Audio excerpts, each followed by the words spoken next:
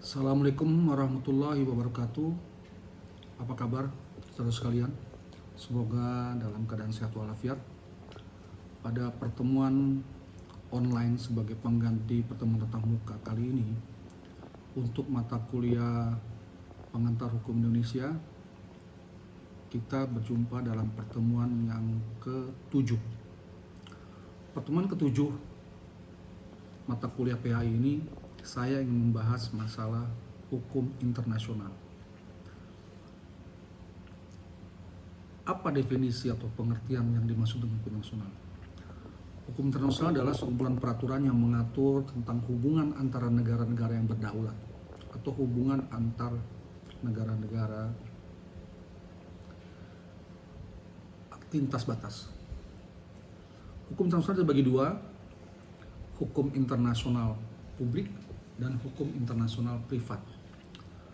Kalau hukum internasional privat, Anda bayangkan saja hukum perdata deh. Cuman para pelakunya di negara yang berbeda. Transaksinya antar internal, transaksinya melampaui batas negara.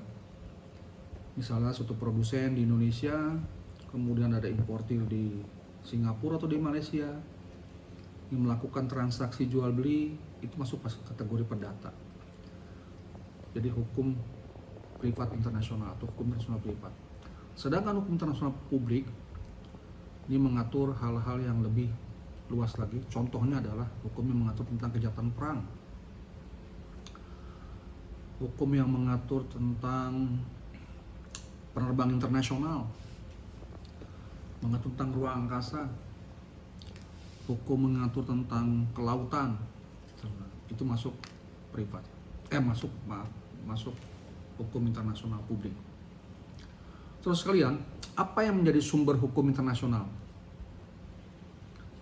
Sumber hukum internasional adalah 4. Yang pertama adalah perjanjian internasional,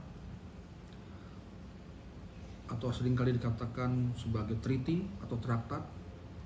Perjanjian internasional ini bisa bersifat bilateral, dua negara. Contohnya adalah perjanjian tapal batas dari kedua negara, baik di laut maupun di laut.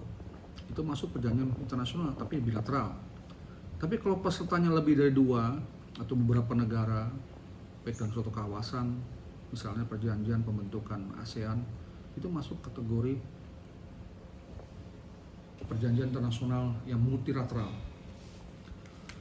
Misalnya juga ada traktat yang mengatur masalah hukum udara, penerbangan sipil. Itu pesertanya banyak negara, multilateral. Ya. Yang kedua adalah kebiasaan-kebiasaan internasional. Kebiasaan itu banyak sekali.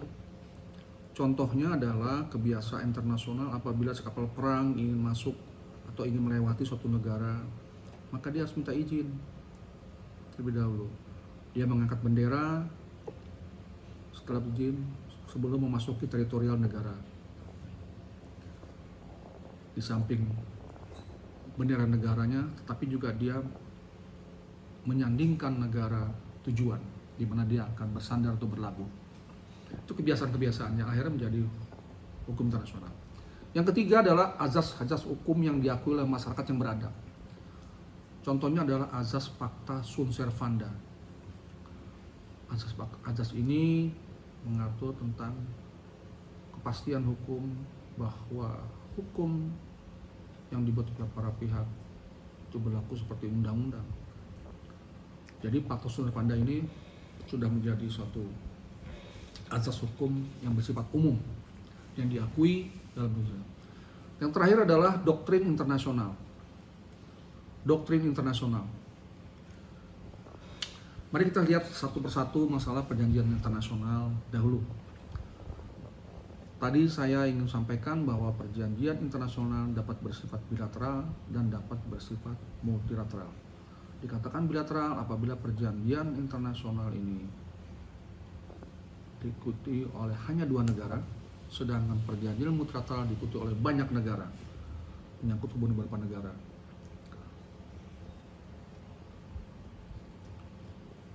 Azas-azas atau prinsip-prinsip hukum yang terkandung atau prinsip hukum umum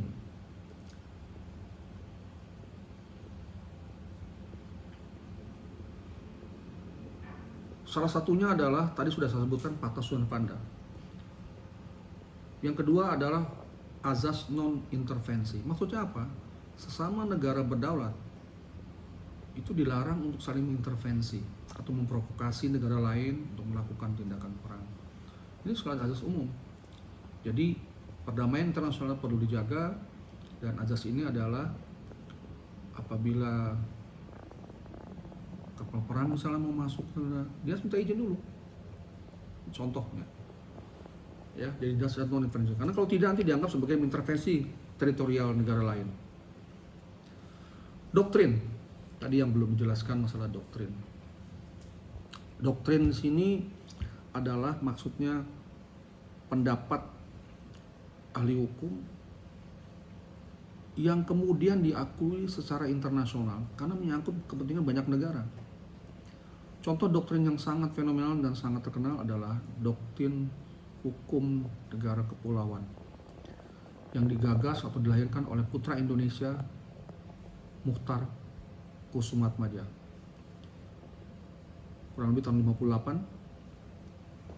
Dia gagas teori ini, doktrin ini, pendapat ini, lalu diungkapkan di berbagai forum internasional atau fora internasional, dan akhirnya diakui karena banyak sekali negara di dunia, negara kepulauan yang bisa memahami dan sesuai dengan kepentingan mereka, sehingga akhirnya doktrin ini menjadi hukum internasional atau namanya hukum negara kepulauan atau archipelago law.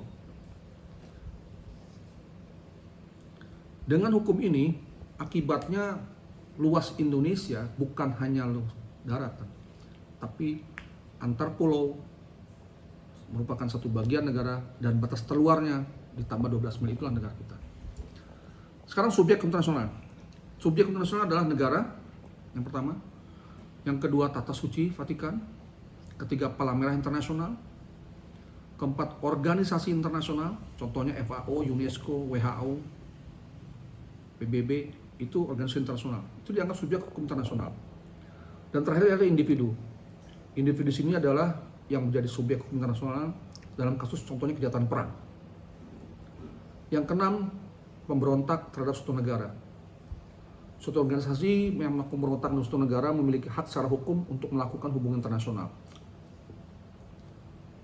Demikianlah sesi kali ini yang menyangkut masalah, yang menjelaskan tentang hukum internasional.